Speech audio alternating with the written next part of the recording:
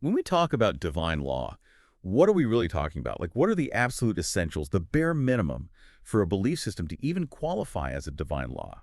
If you were building that framework from scratch, what would have to be there? What are those non-negotiable elements? Yeah, that's a really fascinating question, and it's one that gets right to the heart of how we define and understand, religious foundations, belief systems, and even ethics. It's a question that really demands some rigorous philosophical examination, and that's what we're diving into in this deep dive today. We're going deep into the world of Joseph Alber. He's a pretty remarkable figure in medieval Jewish philosophy, and his work offers some really compelling insights into this whole question of what makes a divine law divine. And you, our insightful listener, you've brought us this rich resource, the Stanford Encyclopedia of Philosophy's entry on Albo.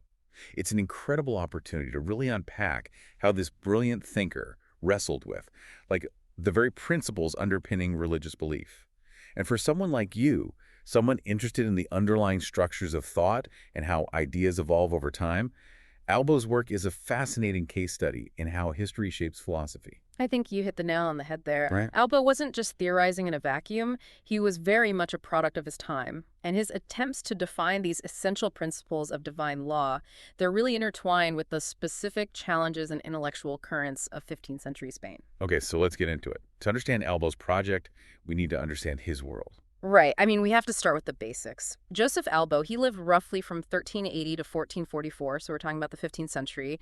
He was a Jewish philosopher living in Christian Spain, and that's really important to emphasize because this was a period marked by, well, frankly, significant adversity for the Jewish community. Yeah, the sources really paint a picture of intense persecution. We're talking systemic discrimination, economic hardship, and even outright violence against Jews. Hmm. It just sounds like an incredibly difficult and precarious time to be a Jewish thinker. It absolutely was. And on top of this external pressure, there were these really vigorous internal intellectual debates within the Jewish community itself. You had these sort of competing approaches to understanding faith and tradition. There was tension between, say, the rationalists who are trying to find harmony between philosophy and religious teachings, and then the more conservative perspectives that really emphasize the authority of traditional texts and mystical interpretations. So it wasn't just the external pressures shaping Albo's work. He was also responding to these internal intellectual currents within Judaism itself. It was a really dynamic period. The sources mention that Albo played a significant role in the disputation at Tortosa. What was that all about, and what does it tell us about Albo and his context? The disputation at Tortosa took place in 1413 and 1414, and it was basically a huge public debate, an intellectual showdown. You had Geronimo de Santa Fe, a Jewish convert to Christianity, representing the Pope, and then Albo was a key representative for the Jewish community. It was a very charged atmosphere where these fundamental questions of faith were being debated, and you can only imagine the pressure Albo must have been under. And then in 1415, there were some, let's say, significant events that impacted Albo's community, leading him to relocate to Soria, where he eventually completed his most famous work, Sefer HaYikarim, or the Book of Principles, around 1425. This book really became his masterpiece. And for a philosopher like you, I think what's really interesting about Sefer HaYikarim is its style. It's not just straight up abstract philosophical reasoning. Albo weaves together logic, systematic analysis, and a lot of detailed interpretation of scripture, what's called exegesis. He's really trying to create a comprehensive and integrated approach. Okay, so we've got this philosopher operating in this context of intense pressure and intellectual ferment, and he produces this significant book. What was the fundamental question that Albo was trying to answer in Sefer HaYikarim? What was his driving intellectual pursuit? The Stanford Encyclopedia entry on Albo makes it pretty clear. His central aim was to figure out, rigorously define, the essential beliefs, the core ideas that are absolutely necessary for a system to be considered a divine law. He wasn't just looking at Jewish law, he was trying to get at the essence of what makes any system of laws divinely ordained, as opposed to just being something humans came up with for practical or cultural reasons. So a much broader focus than just Jewish law. He's aiming for this universal understanding of divine law. That's ambitious. Exactly. And he was very consciously engaging with his intellectual predecessors. Thinkers like Maimonides had already proposed 13 principles of Jewish faith. But Albo felt like those previous attempts, while valuable, hadn't really zeroed in on the truly indispensable, the truly fundamental elements of a divine law. He wanted to go deeper and refine those ideas. Okay, so this leads us to his broader theory of law, right? Where he moves beyond the specifics of Mosaic law to this more encompassing concept of divine law that could apply across different traditions. Exactly. He makes this distinction between three types of law. First, you've got divine law itself, which is any system of laws that's believed to have come directly from God. Judaism being, of course, his primary example. Okay, divine law, check. What's next? Then you've got conventional law. This is basically the stuff that humans come up with to make society function, to keep order, ensure cooperation, that kind of thing. Think of all the different legal systems and social norms that we have across different cultures. Right, the rules of the road, so to Yeah, speak. exactly. And then the third category is natural law. These are like the fundamental moral principles that are aimed at preventing injustice, promoting ethical behavior. Interestingly, Albo does engage with this concept of natural law, and he might have been influenced by thinkers like Aquinas.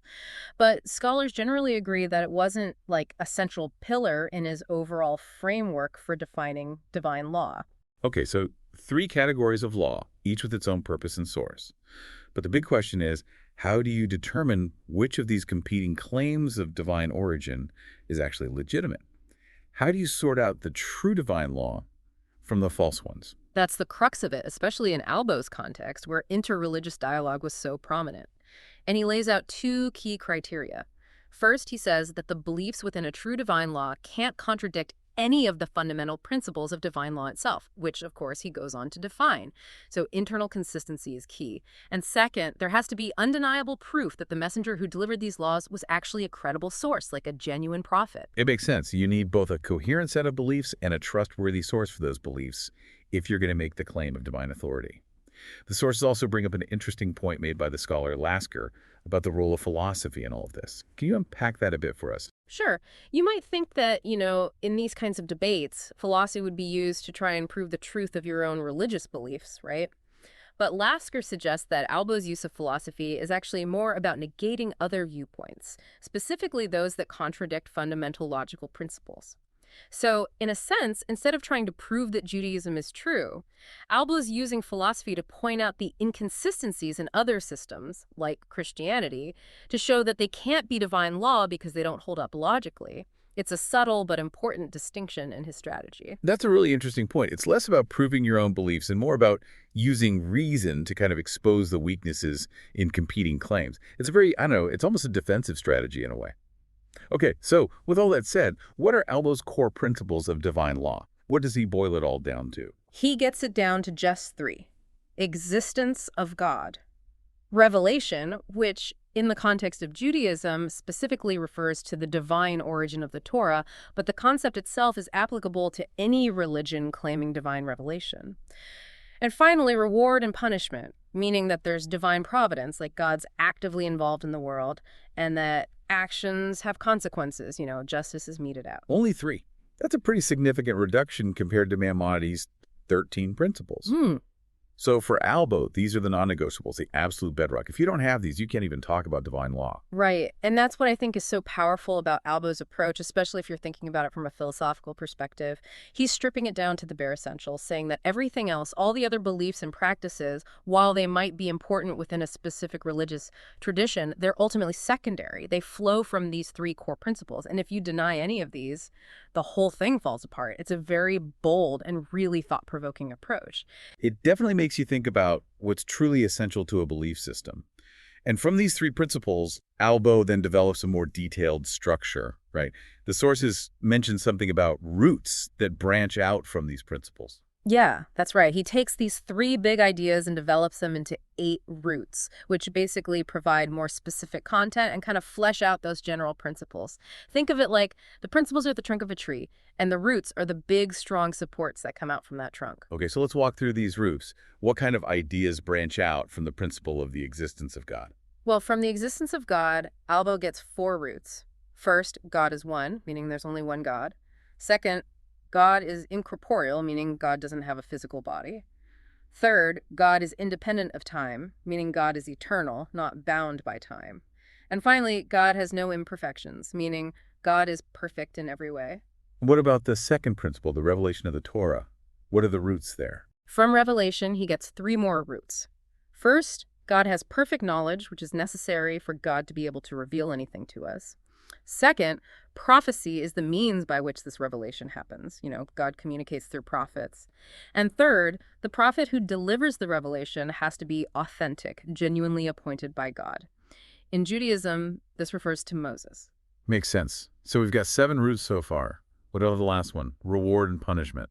What's the root there? This one branches into a single root, divine providence. That's the belief that God is actively involved in the world, intervening, guiding events, ensuring that justice is served and people get what they deserve. Okay, so 8 roots in Yeah. total that provide a more detailed explanation of those 3 core principles. And if I remember correctly, denying any of these principles or roots is considered pretty serious, right? Absolutely. For Albo, to deny any of these is basically heresy. It's a fundamental rejection of the very foundations of divine law.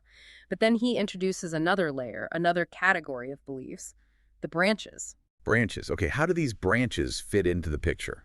What are they all about? Are they like building upon the foundation, so to speak? Yeah, you could think of it that way. The principles are the foundation, the roots are the main support beams, and the branches are sort of like the individual rooms or parts of the house that are built on top of that structure. And the branches, for Albo, are more specific doctrines and beliefs that he thinks are true and important for people to accept, particularly within Judaism. So what are some examples of these branches, and how are they different from the principles and roots in terms of their importance? All right, so the branches specific to Judaism that Albo lays out are things like creation ex nihilo, which is the belief that God created the universe out of nothing. Then there's the supremacy of Moses' prophecy above all other prophets. Then the immutability of the Torah, meaning the core laws and principles can't be changed. Then the idea that a person can achieve perfection by fulfilling even just one commandment. And then, of course, belief in the resurrection of the dead and the coming of the Messiah. The key difference is that denying these branches, while it's considered a sin, something you need to atone for, it's not heresy. It doesn't mean you're rejecting divine law altogether. They're important beliefs within Judaism, but they're not the universal foundational truths that define divine law in general. Interesting. So you could, for example, have different ideas about what happens after death, but still be within the bounds of divine law as long as you accept those 3 core principles: God, revelation, and reward and punishment. Right, that's exactly what Albo's getting at. He's trying to create this clear hierarchy, distinguishing between what's absolutely fundamental to any divine law and what's more like a specific doctrinal belief within a particular tradition. Now, the sources point out that most scholars agree that Albo wasn't completely original in his ideas. He was drawing on and synthesizing the work of a lot of previous Jewish philosophers. How does that influence how we understand his theory of principles? It's a really important point. Albo wasn't working in isolation. He was deeply engaged with the ideas of thinkers like Maimonides, Crescas, and Duran. His contribution was probably more about bringing these different ideas together, creating a more systematic and concise framework than coming up with every single concept from scratch. Some scholars even suggest that the idea of formulating a theory of fundamental principles like this wasn't even Albo's original idea. It raises the question of what constitutes originality in philosophy. Is it always about coming up with brand new ideas, or can it also be about taking existing ideas and organizing and clarifying them in a new way? That's a big question, and it speaks to how we evaluate the impact of a philosopher's work. And then there's this even more recent theory that's pretty fascinating, the idea that there might be esoteric writing within Sefer HaIkrim. What's that all about? Okay, so this is where things get even more interesting. Some scholars have pointed out that there seem to be some inconsistencies, some apparent contradictions in Albo's writing. And this theory suggests that those might not just be oversights, but could actually be intentional. They might be a form of esoteric writing, where Albo is deliberately embedding multiple layers of meaning in his text. Intentional contradictions. Why would he do that? Well, the idea is that he might have been trying to conceal his true views from certain audiences, maybe people outside of the Jewish community who might use his ideas against Jews, or even people within the Jewish community who weren't ready for more, let's say, radical interpretations. He might have been trying to protect himself and his ideas. There's even a passage in the introduction to the second part of Sefer HaIkrim that some scholars point to as evidence for this theory. For example, his discussions of divine attributes, those get a little tricky. And some think that's a place where he might be subtly signaling a more unconventional view to those who know how to read between the lines. So what looks like a contradiction on the surface might actually be a deliberate strategy to communicate different ideas to different audiences. Exactly. It suggests that Albo was a much more subtle and strategic thinker than we might initially give him credit for. It makes us think about the different ways that a philosophical text can operate, and whether we should always take everything at face value, especially when we're dealing with someone writing in a time and place where intellectual freedom might have been limited. Fascinating. It really adds a whole other dimension to interpreting his work. The sources also talk about Albo's dual goals in writing Sefer HaIkrim. He had a social goal and a theoretical goal. What were those? Yeah, well, the social goal was very much tied to the historical context we talked about earlier. Alba wanted to provide a strong intellectual defense of Judaism against the pressures and criticisms it was facing, particularly from Christianity. He was trying to give the Jewish community a firm foundation to stand on, to resist conversion, and to maintain their identity in a hostile environment. So a defensive strategy, but on an intellectual level. He was trying to arm the Jewish community with the tools to defend their faith. Precisely. And then the theoretical goal was more internal, focused on clarifying and refining the core ideas of Judaism itself. He wanted to address those internal debates we talked about, those different schools of thought within Jewish philosophy, and provide a more streamlined and philosophically rigorous account of what it means to be Jewish. So he was trying to strengthen Judaism, both externally, in relation to other religions, and internally, in terms of its own intellectual coherence and consistency. Exactly. And I think the fact that Sefer HaIkrim became one of the first Jewish philosophical works to be printed really speaks to the impact it had. It became much more widely available and was studied and debated by Jewish thinkers for centuries. And it even influenced some Christian theologians and philosophers later on, like Spinoza and Mendelssohn. So it really had a lasting influence, even beyond its immediate historical context. It's amazing to see how Albo's work, which was born out of this very specific historical and intellectual context, still has something to say to us today. It really highlights how the search for truth, for those fundamental principles that guide our beliefs, is a timeless pursuit. And makes me wonder if we were to try and define those essential principles for ourselves, not just in terms of divine law, but even for a broader ethical framework. What would those non-negotiables be, and how would we go about defending them, justifying them, in a world where there are so many different perspectives and beliefs? I think that's a question that all of us, not just philosophers, grapple with. Albo gives us a model, a framework for thinking about these questions, and his work is still incredibly relevant and thought-provoking, even centuries later. And it leaves us with a lot to think about. What an amazing deep dive. I agree. It's been a pleasure exploring Albo's ideas with you. Thanks to you, our listener, for bringing us this fascinating topic. Until next time.